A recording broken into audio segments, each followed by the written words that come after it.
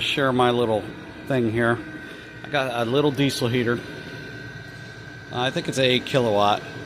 What I did was I put a 15-gallon fuel tank to it and just ran a standpipe down the middle of it, and then ran the fuel filter and the hose into the pump, and basically it goes into my living room.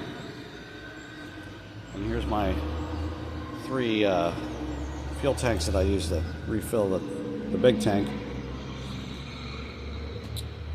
And this goes into my living room.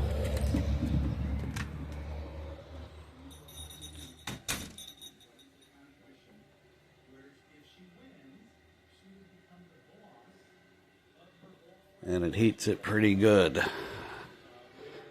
cordoned off I blanketed all the spots where the heat can go. We shut the doors.